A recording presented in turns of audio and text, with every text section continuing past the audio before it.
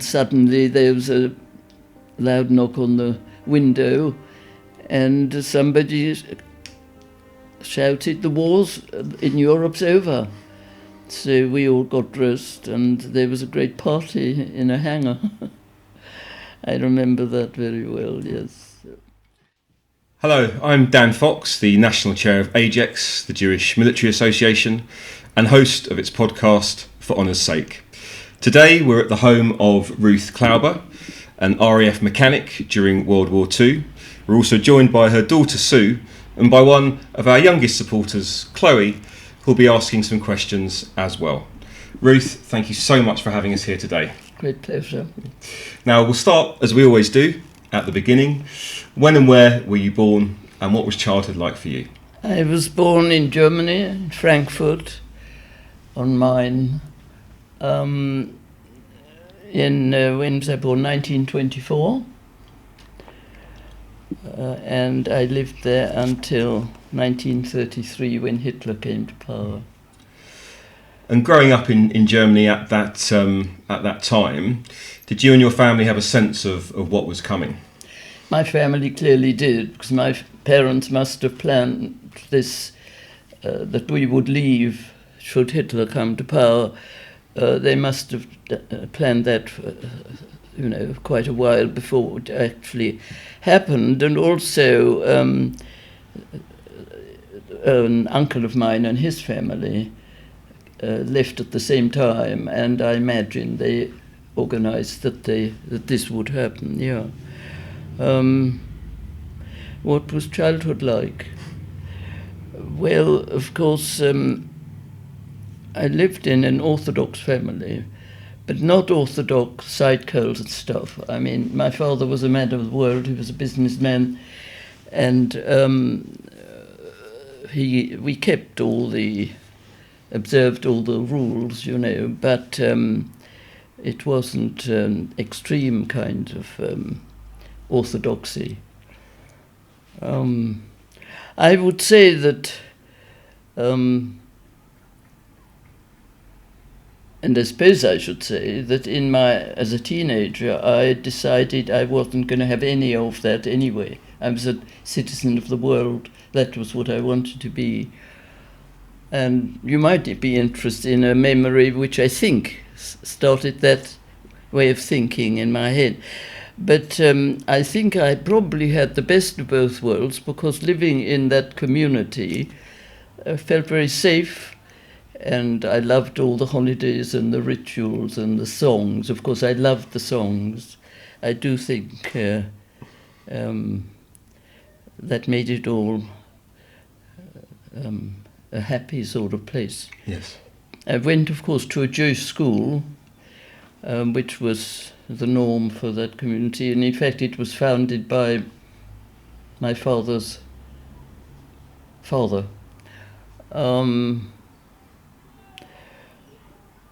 So, not very much more to say about it, really. It was, on the whole, I would say, a good childhood.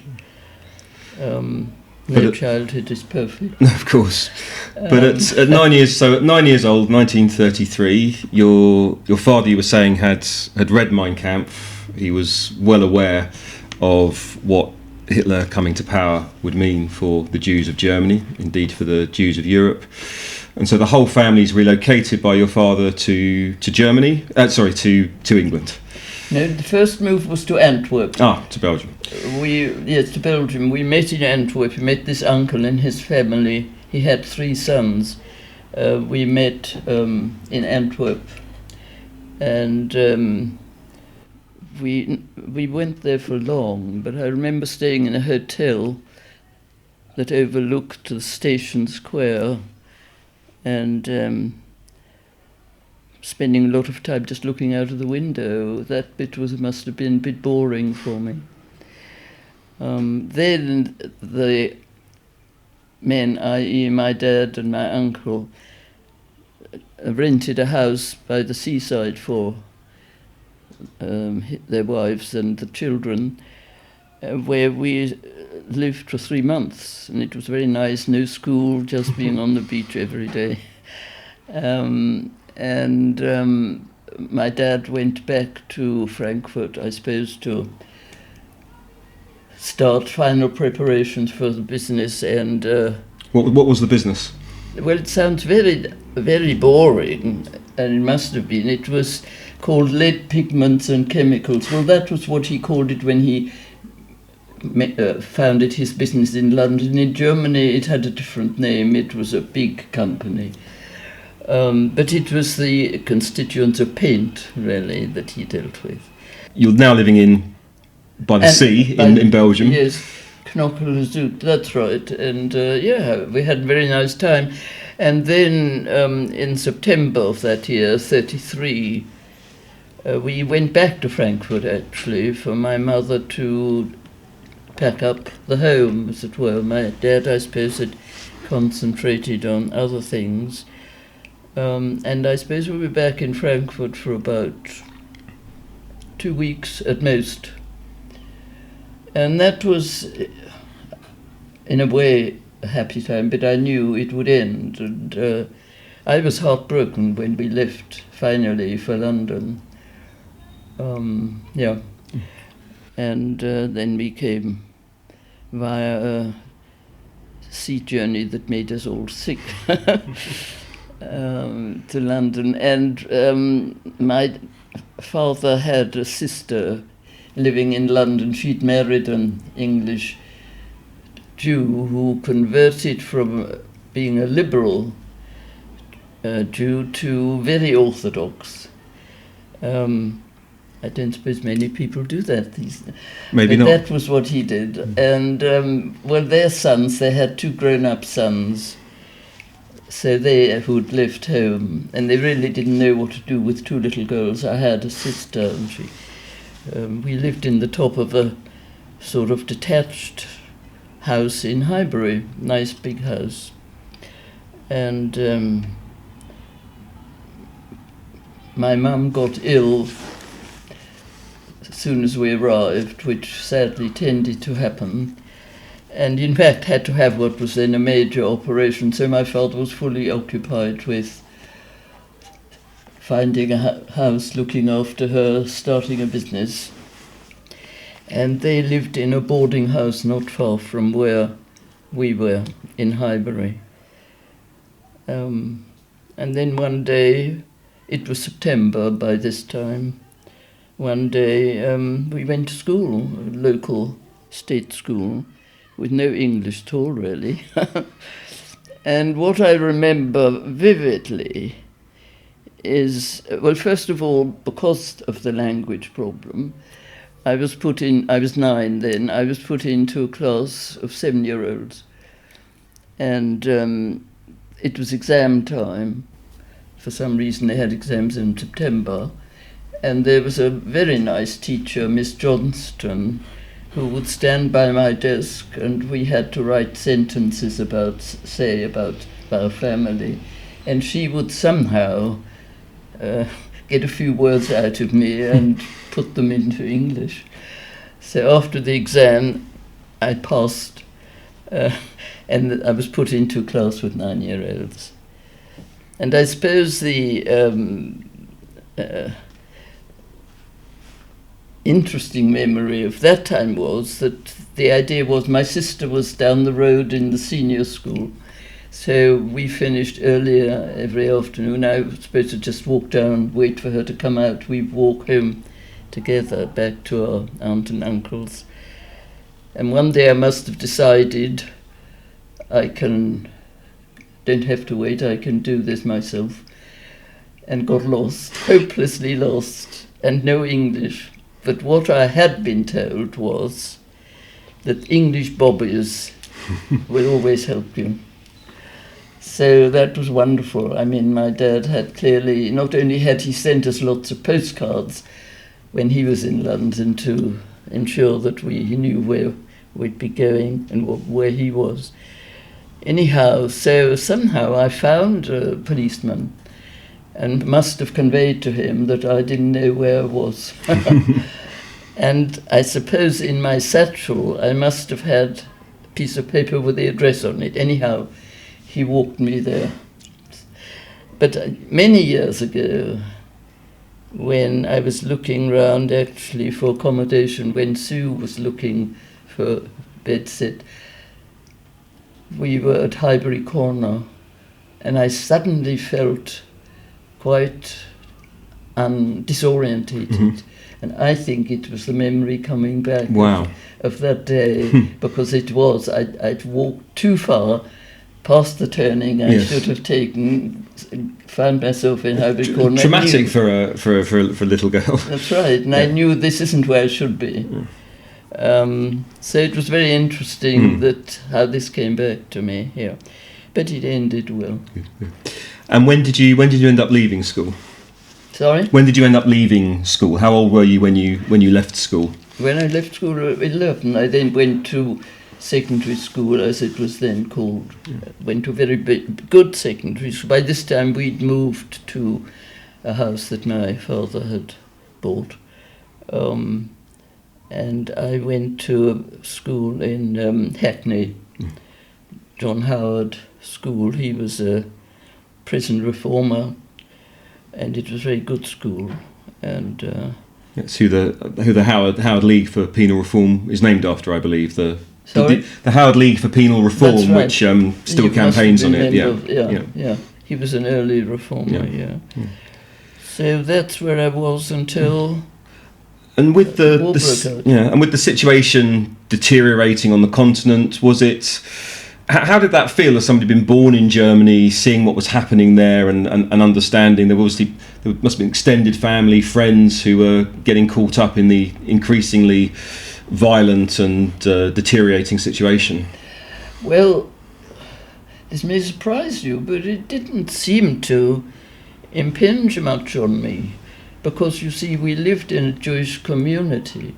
But I do remember one day we used to have young girls to sort of help in the home and take us out to the park sometimes. I remember coming back from a walk with one of them, and I remember the spot exactly where we stopped, and I asked this question. I said, how will it be when Hitler comes to power? So I must have listened to adult conversations. And she said it'll be very bad for the Jews. I remember that. Yes. Of course, one of the dramatic things before we left was that, our flat, we were on the second floor of a block of flats, which wasn't turning off a quite big road which led from the country into the city. And increasingly often there would be the sound of singing, and I would rush onto the balcony, and there would be Hitler Youth, as they were called, lots of them parading and singing this Horst Wessel song. And I remember being both excited and frightened. Whenever I heard that sound, I would rush onto the balcony to see, and they would walk in the main road there. That was the unpleasant memory, yes. And during the 90s, once you were over in London, in Britain, during the 1930s, were you aware, as you sort of entered your teenage years, of the problems here as well, with the black shirts and the increasing support for the British Union of fascists? Were you aware of how everything was escalating back in Germany, eventually, of course, leading to war? Or was that something that just didn't really register, wasn't part of your understanding here? Yeah. No, not much. Yeah. Perhaps you were more into politics when you were a child than I was, but it didn't impinge much. I think I was busy just learning the language, which didn't take long. And I must remember, say that the thing struck me then, and still does, how these children who were my same age as me, nobody ever laughed at me for not speaking the language. Nobody was unkind. It was really quite remarkable. It struck me then how they might have made fun of me and never did. Well, I think what all the black shirt stuff know at that time, I really didn't. The fascism in this country didn't impinge on me at all, no. So, but in 1939, war does come. You're 15 at this point. Still at school, or looking to, or was this about the time you'd been leaving? No, I was still at school. So what happened when when war was declared?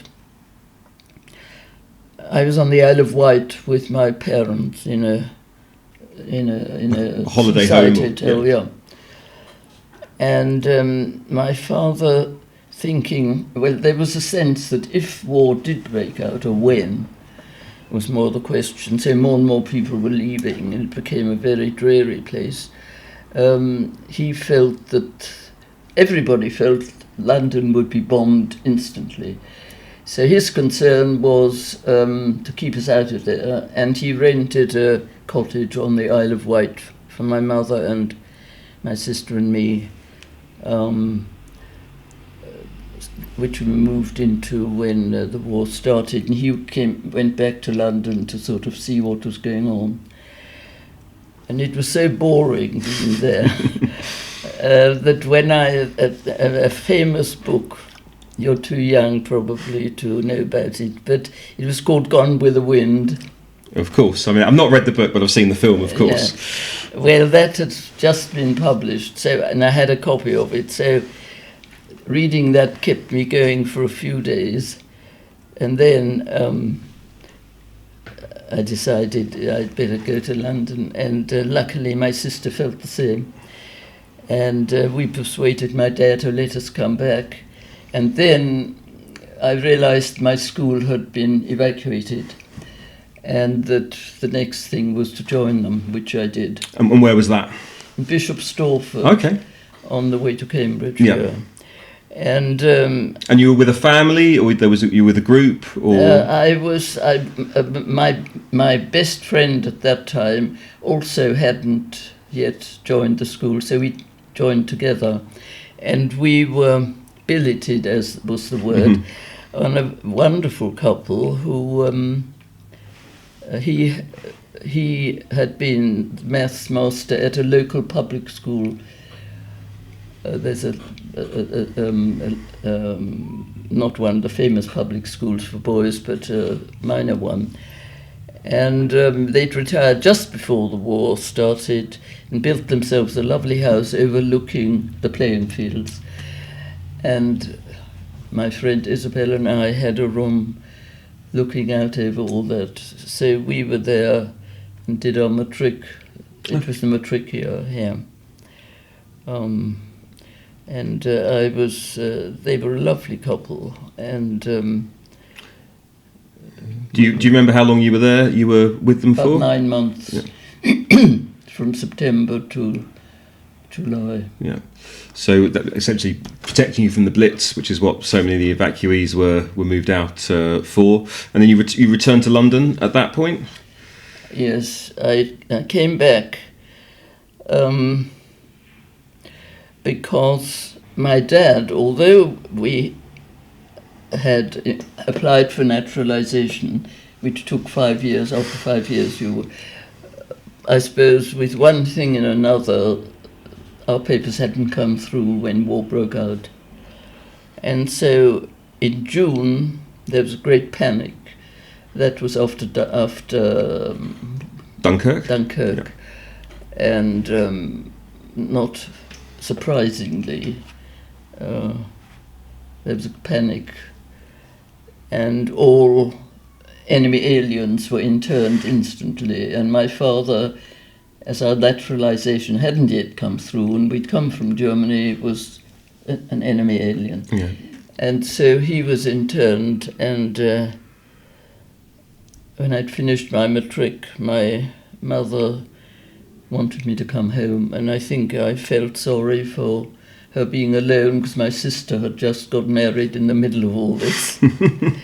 So yes, I was in London during the beginning of the Blitz for quite a while. Yeah. I mean, it's incredible to think, really, that so many Jewish men were interned as potential enemies of the state, having come as refugees and immigrants from Nazism itself. Some were even deported to Australia for a time as well. The famous Danera boys, they were the unlucky ones. Really unlucky ones. It's incredible to think. After a time, it was, of course, recognised that with their backgrounds and their motivations, they'd be great war assets as well. And so hopefully it didn't last too long for your father, as it did with many. I must say my father never complained about his time there. He said... Did you remember where it was, where the camp was that he was interned? Yeah, it was just outside Liverpool. Yes, right, yeah. No, he said that any time of the day or night there was something exciting going on. He had a wonderful time. Yeah. Mind you, 4 years of it, when I think of it, a late teenager being... That's right, he was interned in the First World War because the sister of his, who lived in Highbury, had invited him to come over in his summer school holidays. That's very unfortunate. Which he did, and so that's right. That was when he spent 4 years. Thanks for alerting me, Sue. Of course, the second time it was only a few months. A few months, yeah. And do you remember where it was the second time? That was the Liverpool camp. That was the Highbury camp. That's the Liverpool camp. The first time in First World War it was on the Isle of Man. And your father was, at this point, was he too old to serve himself in World War II? Did he play a role in the armed forces or civil defence himself, or was he too old by that point? No, he was too old. Too old, yeah. Okay. But you, of course, did. By 1941-42, you found yourself... When I was 18, you had to be 18, yeah. Enroll, yeah. And you volunteered to join the... Women's Auxiliary Air Force? Yeah. So tell me about that. Tell me about the process of signing up and your basic training and being posted. Well, having made my decision, I got myself a job, which luckily for me was in publishing, because I've always loved books, and my parents had huge bookcase and had all the classics and the current stuff, so they're part of my life. So I had a job until I suppose I was 18 and able to apply, and it was very undramatic. I just remember the office was in Kingsway, quite close to the end of it, where the buses turn round. To Aldwych, yeah. Yeah, to Aldwych. And and that's, I suppose I must have completed a form at some point, and eventually I was given an appointment. Took quite a long time, I imagine, because in fact I still had German citizenship, so I imagine there was a routine that they had to be gone through. But when I then decided, when they said, yes, you can enroll today, I just went along, and so they said, we need people in 3 different trades, if you like. You can be a cook, so I thought, no thank you. Or you can be a batwoman, that means you look after an officer in his uniform, and I thought, no thank you. Absolutely not. And they said, you can be a flight mechanic, so I thought I'd better be a flight mechanic. Although I didn't even know what a spanner was. I mean, it was not me at all. So that's how that happened. And you went first for some basic training, or was it straight into the mechanic training? We had 4 weeks of something called, we called it square bashing, but it was, you had to do a lot of marching around and saluting and all that sort of stuff. Not quite sure what else we learned to do. Well, I suppose we got our uniforms and our boiler suits. I can't remember. It's a long time ago. Of course, yeah. And then after 4 weeks, I was posted to a station in Plymouth where they had planes that can land on water.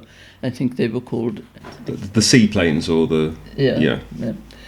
But I'd had no training yet, so it was just sort of hanging around, and a very nice warrant officer who looked after the mechanics there just allowed me to sit in on stuff. And then I was posted onto my course in the spring, must have been in the spring of 43 by then, yeah. Which was wonderful, which was amazing, very intense. And of course, I was a bit of an oddball there, because mostly people who chose to be flight mechanics were from heavy industry. Certainly the flight mechanics. You could choose whether you wanted to look after engines or airframes. I chose airframes. And in the middle of this is this nice Jewish girl from North London training to be a mechanic as well. That's me. That's you, yes. Yes. I must tell you at once, in all the years that I was in the service, in contrast to all we hear now about anti-Semitism, all the other isms, racism, hatred of women, what's that word? Misogyny. What? Misogyny. Misogyny. I had nothing ever through all those 4 years. That's really great to hear. Occasionally, somebody would say to me, because I suppose I didn't look very English, they'd say, "Are you Italian?" I would just say no. But I think it's so important to remember now, it's not always been like this. Perhaps having a common enemy was really the answer. We all knew the unity where the there. baddies were. Yes. But nevertheless, they were the human beings that are now said to be so cruel, and it just didn't happen. Yeah. And after your training as a mechanic had finished, one of your first postings was to Shropshire, or around That's there? That's right. I was in Tavistock. I was in Tilstock for a very short time. I know I've shown this to you already. I'll just show it to the camera as well. This is Ruth's chaplain's card. These were the handwritten records that the Jewish military chaplains kept of, and to help them keep track of the Jewish servicemen and women across the British Armed Forces at the time.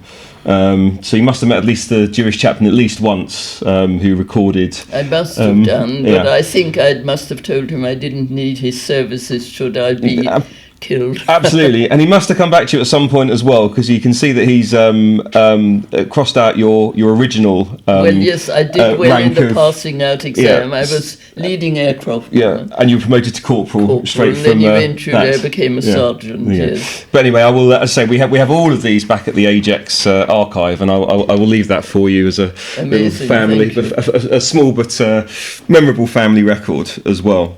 And so, what was the day-to-day like as a flight? An airframe mechanic in the RAF in the middle of the war. What was the day-to-day for you like? Well, we lived in nest and huts, about I suppose 10 or 12 of us, and in the winter it was jolly cold. If you were the first one, say, back from work, freezing, but there was a stove in the middle, and some of the girls were very good at getting that lit and so on. So what was life like? Well, I must say an airfield is, of course, in the winter a very cold place. So you got up and went down to the mess, the cookhouse, as it was called, for breakfast, I suppose, on a bicycle.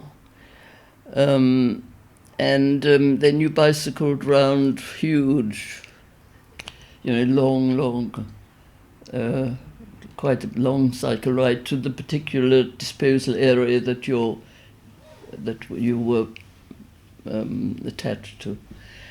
And the flight sergeant who was in charge of that would tell each one of us what we were going to be doing for the day. Some jobs you did on your own, some you did in couples.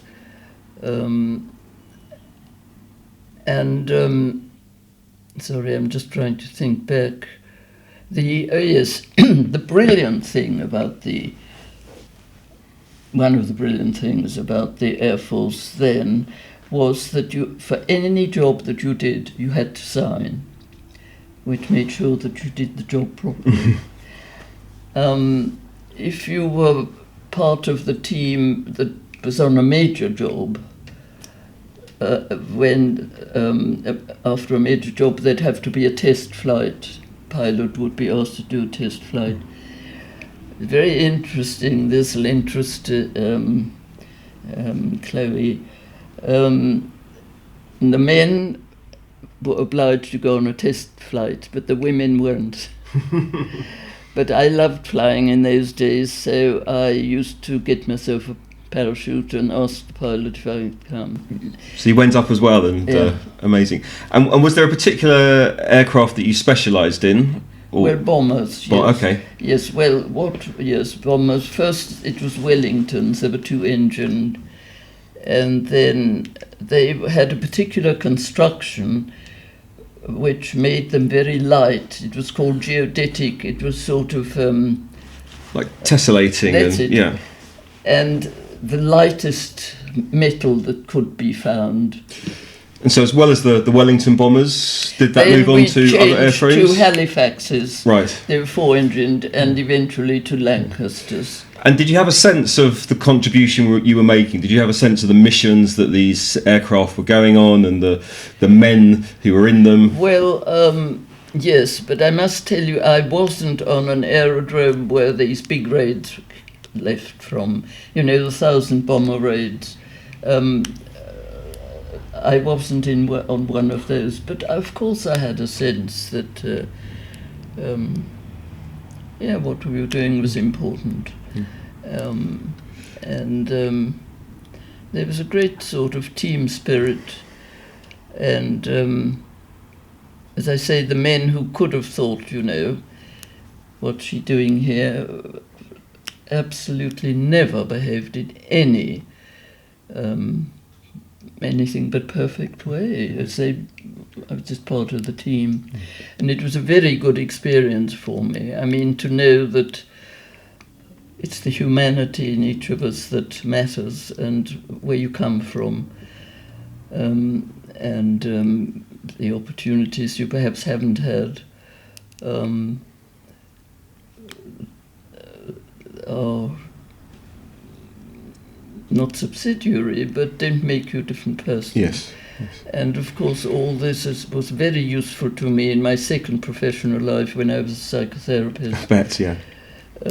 So I learned a lot about how to be in the world and about other people and yeah. human nature. Yeah. As the war began to reach its conclusion, was there a sense of that for you in terms of the pace of work? Did things start getting busier? Did you feel as though there was an increase in the tempo of operations and that you were a part of that? Not really, no, not really, no. I just remember VE Day quite vividly, but no, we had no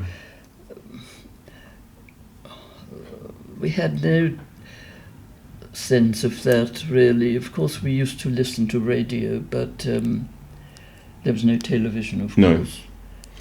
And so where were you on VE Day itself? Well, I was in bed in an isn't by this time, because I was a sergeant by then, it was more comfortable that there were just 5 of us, just 5 sergeants on this, and who worked in different fields, mostly in the messes, officers or or cooking. So yeah, I was in bed and suddenly there was a loud knock on the window and somebody shouted, "The war's in Europe's over." So we all got dressed and there was a great party in a hangar. I remember that very well, yes. And did that mean the end of the war for you as well, or was there still No. operations in Japan and still a long way to demobilisation? No, it meant the end of the war in a sense, because for me, but I wasn't demobilised. The system was first in, first out, so that, for example, Sue's dad, who was conscripted as soon as he left university in 1939, his lot would have been out first after the war in Japan, of course. But if you joined later, then it was deferred. So in fact, I was in there until January 47. But a good thing happened. Somebody had a brilliant idea, which was that a lot of people would have had experiences during the war and learned stuff which would make them feel they could arrange a better life for themselves and would want some education. And so something called Educational and Vocational Training Scheme started quite soon after the end of, after VE Day. And although I'd enjoyed my work, in the winters it was very hard, and I thought I don't have to do this anymore now. Right. You weren't inspired to become a mechanic as a career? No, no, that's right. I didn't have to. I mean, let me explain. Having got to the flight dispersal, as I explained to you, your first job might be to climb up onto the main planes and scrape off ice. And there was always a huge wind on an aerodrome, there usually is. So I said, I gave myself permission to change, and I volunteered for this scheme and spent the next winter until I was demobbed. And so what were you training as in that scheme? What was your your course? Well, English literature. Right. And that was much more snug, if you like. Of course. But my second husband, who was in the army, but was conscripted later because he was younger than my first husband, he was sent out to the Far East. I mean, a lot of people actually were, after VE Day, were sent there. Yeah. So simply redeployed, the answer yes. to your question is, I didn't volunteer for anything like that, no. but I imagine I could have done.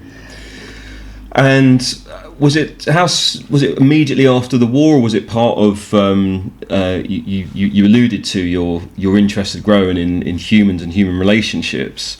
Was that when you started pursuing the career in psychotherapy, or did that come later? No, when I got back to London, I rang the firm I'd been working with, the publishers, the early publishers, and said, if anybody needs somebody like me, I'm back. And one of the directors needed a personal assistant, so I got back into that and had a wonderful time. That we commissioned a series for students, roughly first year university students. It was called Hutchinson's University Library, and it was a great success. After a while, he was sacked by the boss, who was pretty mad by this time, and they said to me, "Will I take over?" Which I did. So Okay. I ran the department, yes. And how long was that for? That was for 10 years. But I understand there was a family connection to Sigmund Freud, or I've noticed there was a letter, perhaps to your father or from your father to him. No. That's interesting. My first husband, John Klauber, was a psychoanalyst, and his training analyst had been a patient of Freud's. So it's amazing, and when I think about it now, all this amazing work, I don't know how much you know about Freud's work, but it certainly influenced so much of life now, even though we live in an anti-Freudian era at the moment, the pendulum swings. And he was a brilliant, amazing man. Well, she was a patient of his. And when my husband was an established psychoanalyst, she asked us to help her with a project. She'd bitten off more than she could chew, and as a thank you present, she gave us this letter. Oh, I see. Which is in itself quite unique, because when she was in analysis with Freud, and I must say, in his time, things were a bit more open, I suppose. Apparently, before a summer holiday, she told him where she was going for her holiday. This was, of course, in Vienna, and she was going to a place in the mountains. And he said, "Oh, perhaps you can take my dog to member of his family."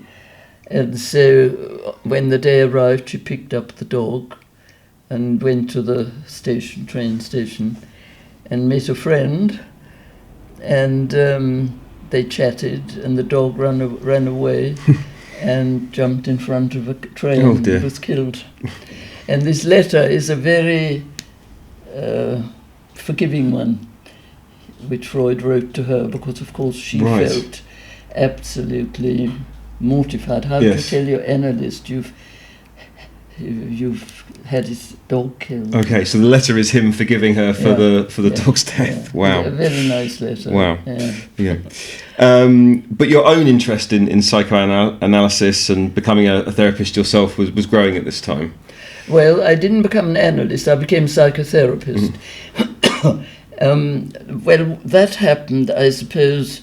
I stopped publishing when I was going to have my first daughter, and by this time we lived in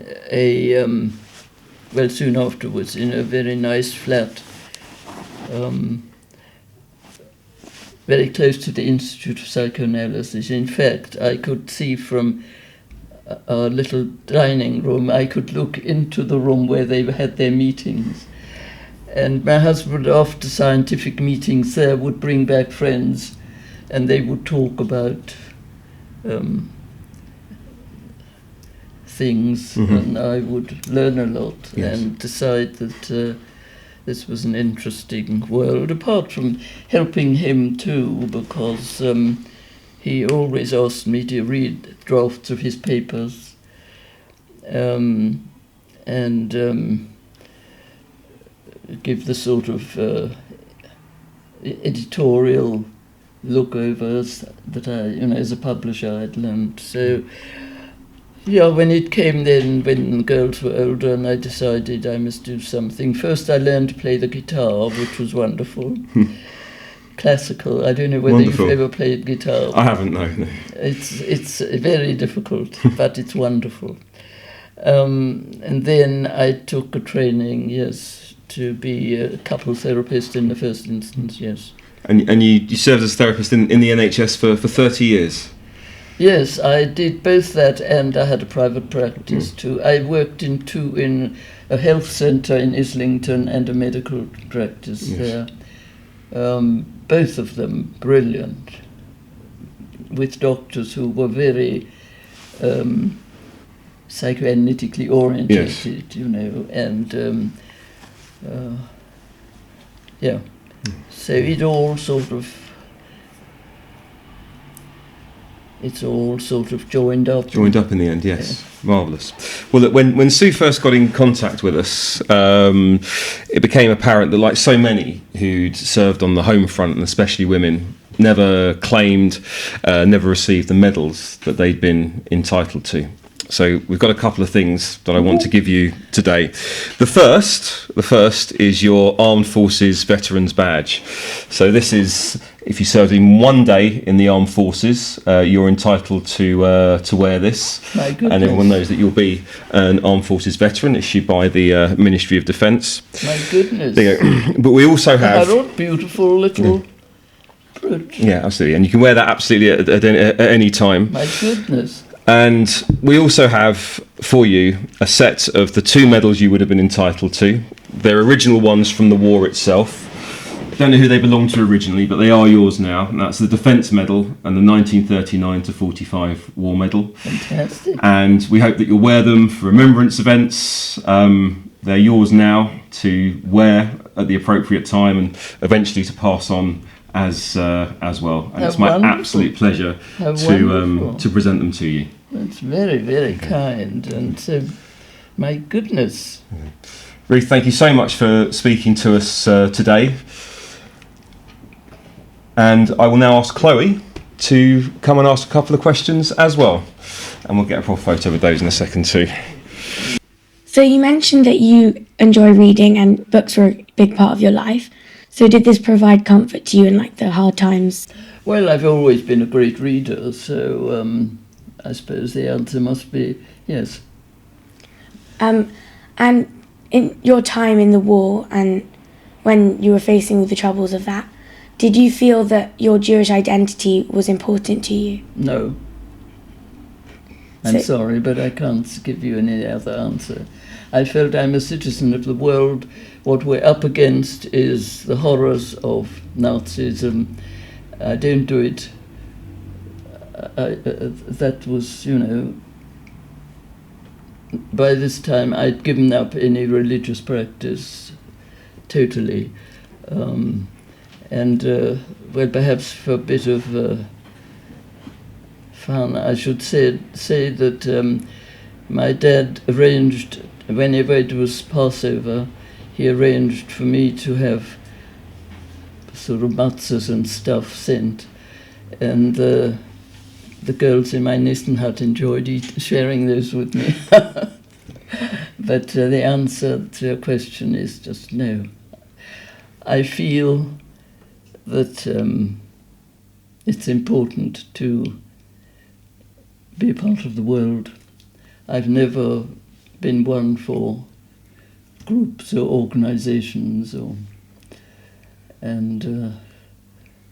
no.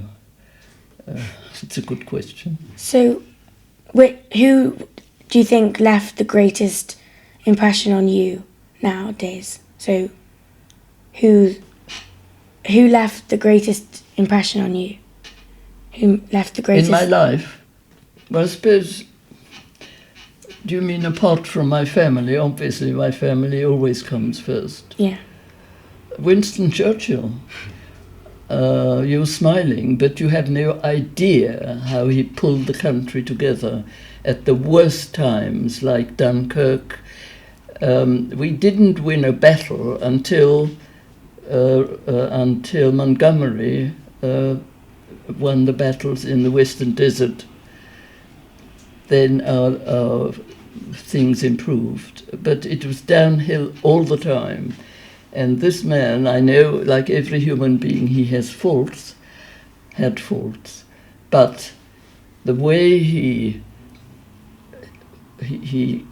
persuaded everyone with his honesty and his obvious integrity and knowledge that somehow, at some time, we would come through this. He said once, I may not be here then. Luckily he was. But yeah, I think he is a most impressive man. So what would your advice be to young girls today, knowing what you know from your experiences? Whatever else you do, you must try and fight against there ever being another war. War is the most terrible thing. The people you love are killed. That would be my advice.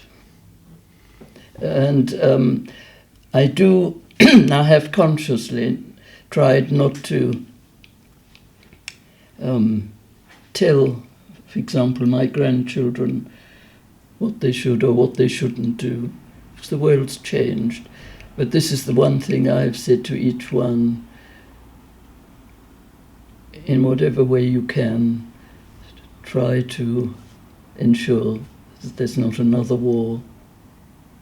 That's a good question.